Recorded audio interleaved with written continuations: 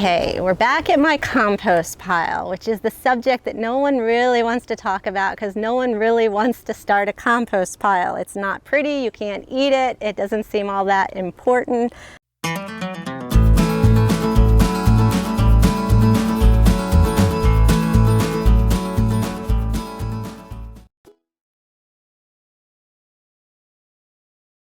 But compost is what really helps your garden thrive, especially if you want to do it inexpensively and organically. Compost is just microorganisms breaking down organic material, which was once living items. So leaves and plants and dryer lint because of the cotton in your clothes, and cotton paper and paper towel rolls, and just all kinds of things. Eggshells can go in your compost pile. Skip the meat and bones and things like that, because then you'll have raccoons and things in your compost pile and you won't want that. So just stick to plant-based materials. The microorganisms come and they break down the pile, and then you use that compost back in your garden, and it improves the texture and the water retention of your soil, and it makes your plants really happy. And when I am using my compost, one of the things I like to do is make compost tea. So I will sift the compost through whatever's handy. And we found this big grate somewhere and we sifted through that, and then my son made us a very fine meshed compost sifter where I can get it like salt and pepper thin. And that's what I'm going to use in my compost tea, is a cup of that sifted compost. It's all broken down organic materials. It's got all the micronutrients and potassium and other things that you want back in your vegetables so they taste yummy. That's why store-bought vegetables often don't taste good, because all the nutrients, all the things like that have been depleted from the soil in commercial growing practices. So your food does taste better when you home grow it.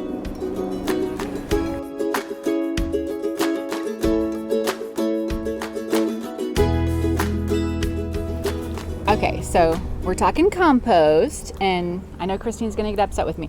I used to have a compost pile because when the kids were younger, it was like a thing, you know, that's kind of what we did. But if I'm just getting started, what can I use? Should I keep something on next to my sink? So I can be consciously thinking about that? Sure. And if someone's never done it before, what would be some really simple steps to do that? First thing I'd say is don't go buy anything to use. They sell fancy tumblers and things like that, and if you don't know how to use them, you usually end up with more problems and smell and slime than you want to deal with. We use pallets. They're free, and as long as they say HT, which is heat treated, they don't have any chemicals in them, they're perfectly safe to use to build your walls. Where would they say for HT a compost pile? They're going to be stamped in very big letters on the back of one of the boards. You'll be able to see it. It's a stamp, and it just says HT. Build them out of that. They won't last for a long time. Maybe you'll get 3 or 4 years out of them, and then you'll have to build them again. But they're cheap, so. Okay. Well, let's start in the kitchen. So where should we start in our kitchen? If I'm just getting started and I've got kids running around and I want to be thinking about how do I start? In your kitchen, it would be good if it was on the counter, and it needs to have a lid or you'll have fruit fly issues. And it would be good if you emptied it every night so that you don't have bug issues. And you just keep a container, and anything that you peel, any eggs that you crack, you just start adding them. You bring them out to your compost pile at night and you bury them under something, and we call it browns. Greens and browns are the lasagna of a compost pile, and you're layering them. Greens produce nitrogen, like grass, and they get hot and they smell, and they're good, but only in small doses. And then the browns are carbon producing materials, like shrubby trees and so the leaves from wintertime, and just put them in a pile and save them. Cover your greens. So cover anything green so that you kind of take the oxygen away from it, and then it doesn't become smelly and messy and breaks down faster. So if I'm in my kitchen, I can throw banana peels in there, apples. I'm thinking of snacks for the kids. And then when we're cooking, if I'm got a head of broccoli and I'm only using the florets, can I throw that other piece in there? Anything off of the plants that you're not going to eat, throw in there. Now, I love coffee. What about our coffee grounds? Can we throw coffee grounds? Should we put them all in the same Yep, thing? put it all in the same container. Everything can mix. Coffee grounds are great. You can even go to Starbucks, not buy any coffee, but they have a big flower pot full of spent grounds, and they're for gardeners to take. And we bring that home by the bag full constantly. We brought home a big wheelbarrow full this week and mixed it up. Those are all greens, even though coffee grounds are brown. Okay, they're greens green. because yes, they have not broken down. They need time in the compost. Don't go spread your coffee grounds right out in your garden, which people think they can do. Well, this is good. Oh, okay. And then they've just taken all the nitrogen from their plants, and the plants stop producing and growing, and you kind of wrecked your soil for a while there. Okay, so we've been layering. How long do we let that compost pile? Well, that's build? all depends on nature too. As long as it's moist enough and Should we water it? You can water it. You just want it moist. You don't want it to dry out completely. Soaking wet. Okay. And all that does is speed it up. Okay. Everything's going to compost. Everything falls down in nature under the trees. It breaks down. It's just a slow process. You're controlling and speeding up the process when you have a pile going and you do that lasagna mixing. That green stuff gets real hot and microorganisms all come and love it and tear it all to bits and just help that process happen really fast. Okay. So does it take 6 months? You can get a pile of compost in 3 months if you had perfect conditions. Oh, wow. Well, that's not very long. No. That's not very long. Okay. And so do we put the stuff from the compost in our garden every year? Yes, you can add it Just all the once time. A year, or do we keep kind of adding to our Well, garden? when I rotate my gardens, I always put a big pile when I take something out, and then when I'm ready to plant there, I spread it out. I leave it in a pile in the garden until I'm ready. Okay. So it might sit for 2-3 weeks just in that pile until I smooth it out and plant new seeds or put new plants there. Okay, But so if I'm transplanting or I'm planting right in my garden, should I use that compost kind of as you would, stuff you would buy yes, from Home Depot? it's not going to hurt your plants potting ever. soil. You can grow 100% in it. It's not hot. It's not like a fertilizer where you could use too much. You can grow in it completely. Add it whenever you want. When you have some, you won't have enough to add as much as you could add. So Okay. So now you're going to show me how to make compost tea? yes. All right. Stay tuned. Okay, so now we're at my rain barrels, and the reason that I collect the rainwater to water the plants is it doesn't have any chemicals to kill microorganisms like our drinking water does. And I want to protect all the microorganisms that are working hard for me everywhere on my property. So I collect the rainwater. You might have a well and you could skip that altogether and use your well water because it's not treated, and I'm going to use it to make some compost tea. We sifted some compost, and I've got a bucket of my rainwater here that just comes out of my spigot, and I'm going to add to it a good dose of compost. They say in 1 handful of compost there's more microorganisms than people on the earth, and they're the things that are breaking down your compost pile and making all of that nutrition for your plants available.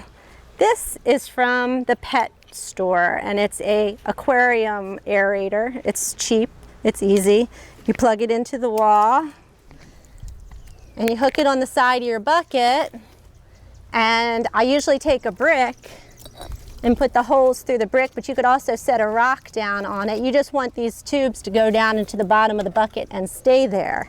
You plug it in and it's going to aerate that and the microorganisms that you want, like air.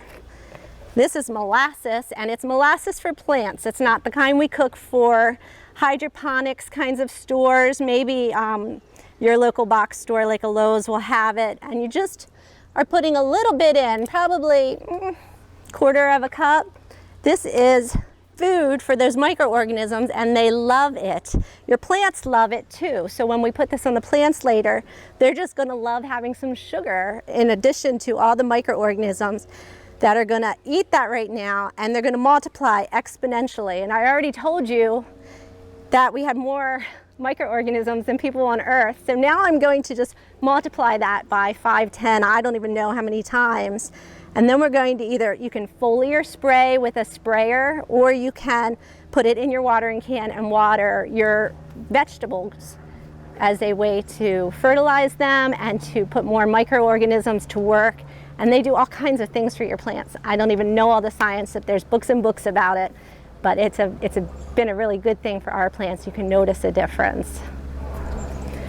I don't do it more than once or twice in a growing season for a plant, and so my cucumbers will probably get this twice before they're done producing.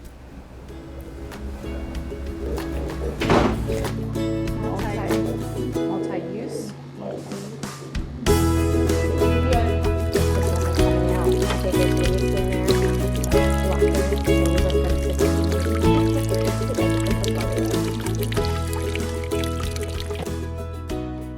Okay, so you have grown all your vegetables and flowers and you're ready to save your seeds for next year. The seeds come after the flowering stage on your plant. So this was a cilantro plant. It had these big, beautiful firework looking blooms all over it. And I let them dry on the plant till they were all brown. Before the seeds start falling off though, if they've lost all their seeds, you missed your time. So all the seeds are on there on the ends. They're nice and brown. Look how big they are. I wait till a real hot sunny day and let them dry out so they have no dew or anything from the night before on them anymore. And then just put a newspaper or something down when they're good and dry, and they'll come off. If they're not coming off, they're not dry yet. Let it wait a little longer. And there's all the seeds coming off. Hundreds of seeds. You can share dill with all your neighbors and friends now. Start a seed business instead of a lemonade stand. People used to, and some people do still, put these in brown bags, just kind of put a rubber band around the bag, hang it up in your root cellar somewhere dry, and all the seeds will fall off on its own, but I just do it myself. And then I can put them in envelopes, or if I have a lot, I'm going to use a glass jar. No moisture in here. This is an airtight jar, so if it's moist, it's going to mold. The envelopes might be a little better of a choice for a newbie because they're paper and they're going to stay drier. I like to keep them in a cool, dry place, which is my refrigerator. And then you can bring them out when it's time to grow, and even seeds like spinach and things that like a cold weather snap before they start growing will just germinate really, really quickly because they think winter's over, I'm out of the fridge, and it's time to start growing. I have, yes, these are hollyhock seeds. Hollyhocks are a beautiful flower, and they grow on this big stem with all the flowers up the stem. And each hollyhock flower, when it goes to seed inside, it has maybe 40, 50 little seeds in each flower. So from one plant, from one seed, one plant grew from one seed, you end up with hundreds of seeds every time. So you won't need to save them all. Don't go crazy like me. Do I really need this many hollyhocks for next year? Probably not. Although I can spread them along the roadside. I think there's a book about that. All the flowers have different kinds of seeds. You'll have to kind of study them and figure out where the seeds are on the flower head and how to get them out. These are echinacea, and their seeds are kind of long. If you've planted the year before, then you know what the seed kind of look like, and that makes it easier to identify what part you're saving. But then just put them in some brown packages and label them up because you won't remember what they are. They all start to look alike. And maybe if you have some notes from the year before, like bury these under a 1/4 inch of soil, or if they're beans, they want to be under 1/2 inch or 1 inch. That would be good too. So you might want to save your original packaging so you have all the facts about how to plant correctly the next time.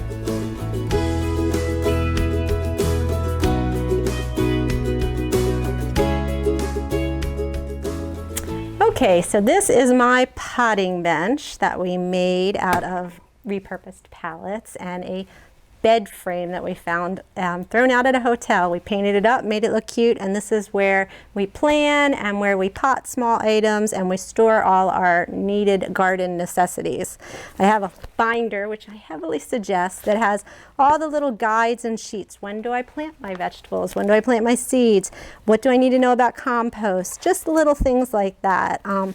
My helpful advice that I've collected, and also garden notes. I planted tomatoes, you know, on this date, and I can kind of keep track of things. That can be as involved as you want it. It could be something to include kids in, or you can forego it altogether. I have my seeds, things I'm planning for the next years. You can get seeds out of catalogs. That's exciting. If you live up north, it gives you something to do in the winter that people have been doing for years and years. Go through your seed catalogs and order the things for the spring. But we can also go to Home Depot and Lowe's and other places like that and get our seeds anytime too. Some companies that I really like are Renee's Garden, Baker Creek Heirloom Seeds. You can get a catalog or order offline. This is Seeds of Change, and they're certified organic seeds. These are seeds from Italy, and they're put out by Lake Valley Seeds, which is in Boulder, Colorado, which I spent a decade there, so I kind of like that I'm getting my seeds from a place I lived. And they are imported from Italy, and they've just been really successful for me growing, and I like the big packages, so I've got the special seeds there. I have a lot of little pots and some soil and things like that to make things easier for me when I want to come out here and work. You're going to need some kind of a little hand shovel to work with. This does a lot of different things. It has a serrated edge that can cut through the hard plastic. If something's root bound and you don't want to just mess up your roots, you can cut the package away. You can dig out small weeds and things without disturbing your plants because it's so thin. It's just a nice tool. Some sort of a shovel, and then some kind of a cutting tool that you'll use, maybe something even finer than that you can get away with. Scissors work really well in the garden.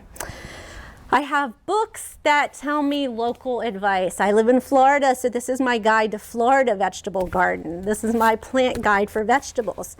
If I go to like Ortho Books, this is advice generally for everyone planting. So people in Michigan, people in Florida are going to have a lot of different things they're going to need to do to succeed that aren't going to be differentiated in a book like that. So be careful. Also with magazines, you can get a magazine that covers the whole country. It's going to have a lot of useful, great advice, but it might not be the best advice for your local area. So I have Florida gardening magazines, and we share these among our friends and pass them back and forth. If there's something specific that someone else likes, then you can pass it on to them and build a community that supports your gardening needs. If you need advice, you can find someone that's already figured this out locally. There's lots of little hobby clubs and bee groups and other things, community gardens sprouting out that you just do in community, and you'll have a lot more success and accountability and help. Tell us the difference between hybrid and... I don't know if I can scientifically do that. Well, just as a general reference. Okay. If you, when you look at seed packets and you see this and this, well, what's the general difference Okay. and what those are? So on seed packets, you're going to see a bunch of different information. Sometimes they'll say organic. If they don't say organic, they're not. Because if they are, they're definitely going to boast about that. Organic seeds are going to have no chemicals and things like that. They're not going to be GMO. That's a good choice. We don't want GMO seeds. A lot of genetic modified seeds, you can't save the seeds next year, so you can't save that money and get a hardy plant because you've been growing it over and over again for your local area. So go organic, but then when your choice is between hybrid and not hybrid, you need to evaluate that a little bit. Heirloom seeds are from plants that have been growing for a long time, but sometimes those plants had problems, and when the scientists did some research and figured out they could hybrid, combine two other plants to get that problem taken care of, that was a good thing.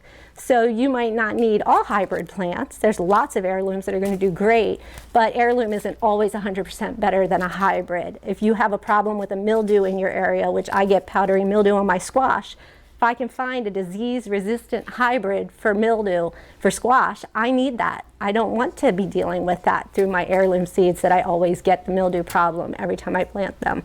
So hybrid is up to you. Organic is a great idea. And